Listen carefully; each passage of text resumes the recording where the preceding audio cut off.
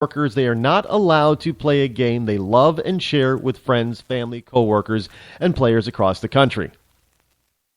The game has been played legally in New York for years and years.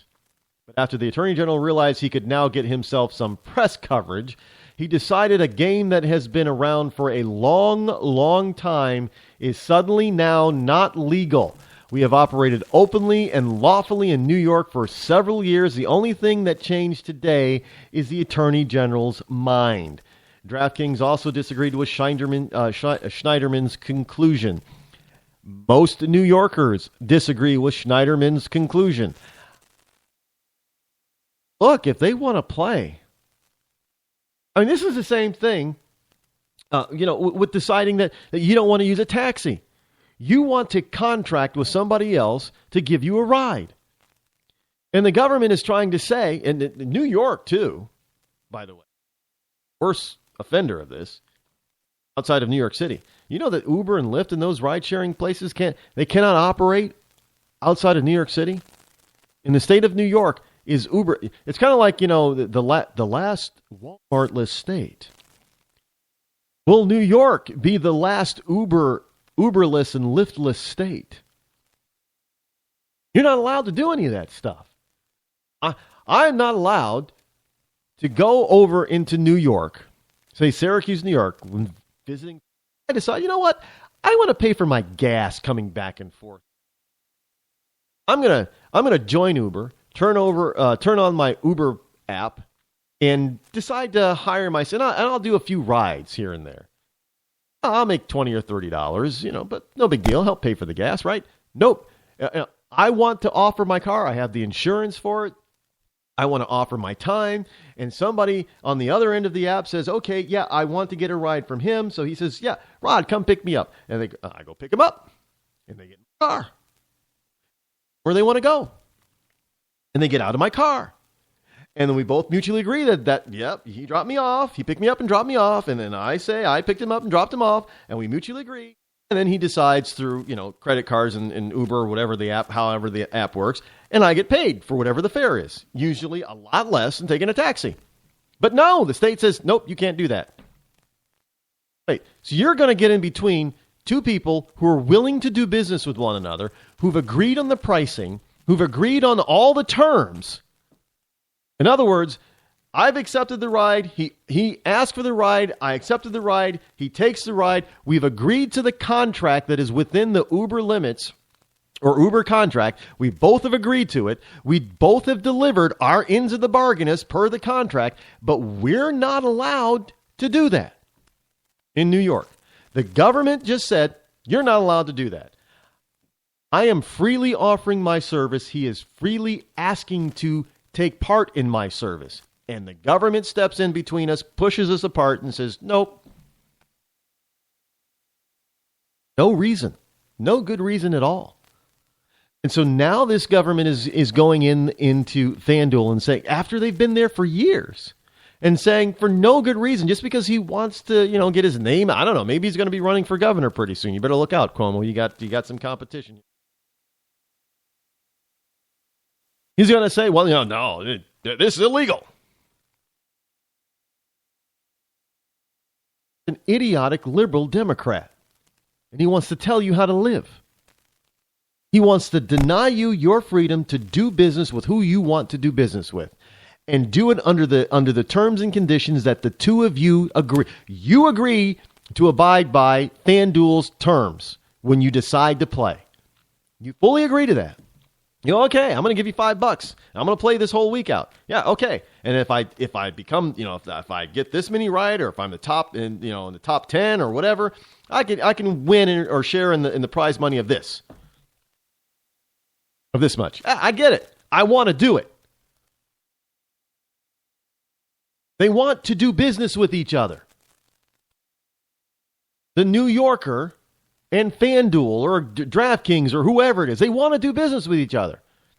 FanDuel advertise. They don't go out to everybody and say, look, you're going to play, right? You're going to play. No, they put an advertisement out there. Somebody has to call them up on the phone or go online to their website and say, yeah, I want to do this, I want to do this, I want to do this, I agree to this, I agree to this, yeah, we can do business together, I'm going to give you this money, and then I'm going to play, and then if I win, I'm going to get this money back, right? Yeah, cool, I want to do that. That's a mutual agreement. Our country is based on mutual agreements. And now our government is getting in the way saying, nope, mutual agreements don't count anymore. We have to agree as well. If we don't like the terms, we're going to say it's illegal. We don't care if the two of you like the terms. We got to agree now. And what the district or the Attorney General of the state of New York is saying, he's saying, I don't care if the player and the company agree on the terms, 100%, 150%. It doesn't matter. I, the Attorney General, as representing the state, is not agreeing to the terms, so you can't do it. But even though the state is not participating in the game, the state is not financially responsible for the game. The state is not paying for any part of the game to play the game. But now they're going to be the arbitrator or the referee and say, nope, you can't do it.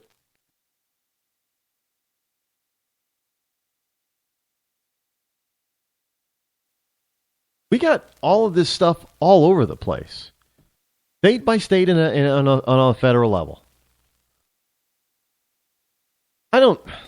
That's just nonsense. If two people want to agree on and you can probably say, well, Rod, that's the same. You got two. It's a victimless crime.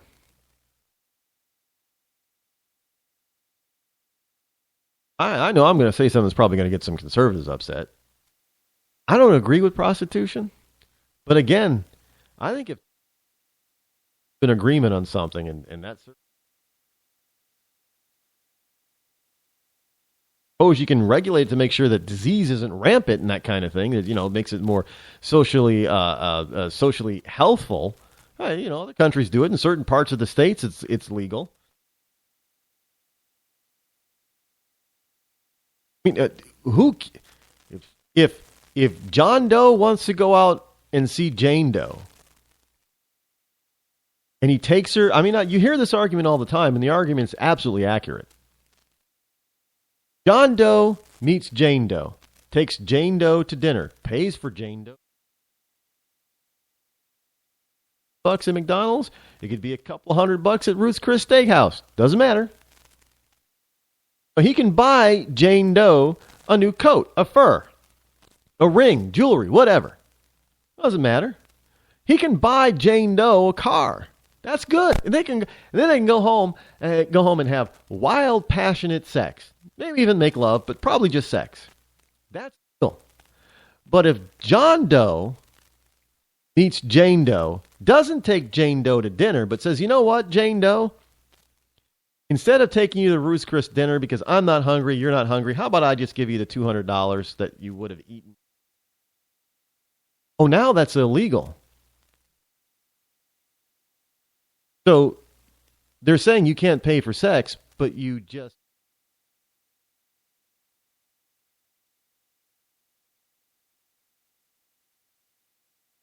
I don't know. I think if prostitutes were smart, they'd start issuing cards.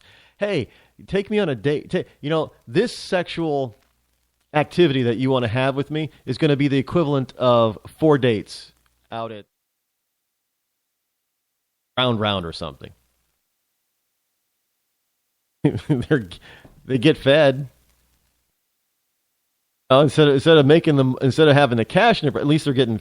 I don't know. It seems. I don't know how that would be illegal because they're not exchanging cash, are they? Is the government trying to get in the way of people?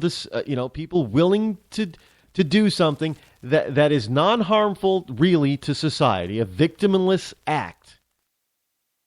Person wants to play FanDuel. Who gets hurt by it? Nobody.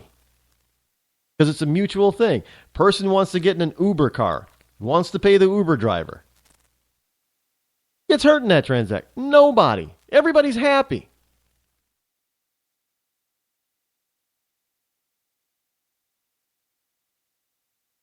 No wonder liberals are miserable. You ever saying that liberals are miserable? No wonder they're miserable, because they always want to.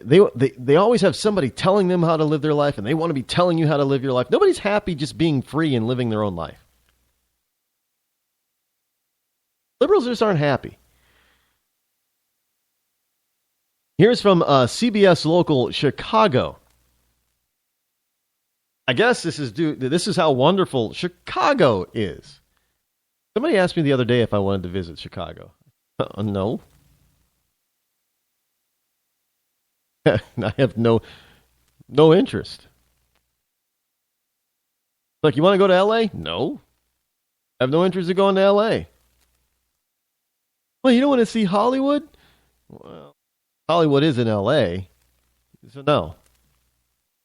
You go to San Francisco. San Francisco's not L.A. Frankly, I'm not all that impressed with San Francisco. If I ever go back there, I won't be going to San Francisco. I'll just be spending all my time out in Napa Valley. Go into the city. Not all that impressed with San Fran, and it's getting worse. You got illegal immigrants roaming around in the sanctuary city that are killing citizens. I ain't going to risk that. Why would I bother doing that? I don't have to go into San Francisco to see the Golden Gate. I can see it from Sausalito.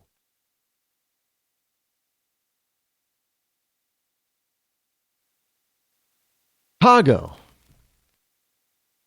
For those of you who are not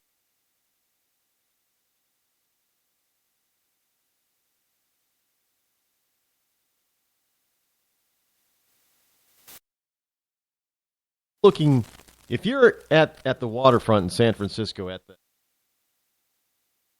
cross towards Alcatraz Island, on the opposite side, past Alcatraz Island, is the town, whatever they call it, of Sausalito. Basically, you go from San Francisco, one side, Golden Gate Bridge, other side of the bay, Golden Gate Bridge, Sausalito. Beautiful, expensive town. I mean, ridiculously expensive town. But it's a beautiful, it looks like a European, a Mediterranean village on a small hill. If you're looking across the bay from San Francisco to Sausalito, that's what it looks like. And it's a beautiful little community. Loved it there. I'd never live there because I'd never pay those ridiculous prices for those homes. But hey, people want to. Again, somebody wants to pay the price to live there. Why would the government say no, you can't? That would be dumb. Comcast cancels 6 appointments on South Side due to violence in Chicago. Complaints about cable companies are legendary, but Comcast is saying, we're not sending our people out there to such a dangerous place. Violence is too big. Hey, Rahm Emanuel's the mayor, the same liberal guy. We'll continue this tomorrow. Make sure you're here for Fantastic Friday. I'm Rod Eccles. This has been the Rod Eccles Show. I'm out.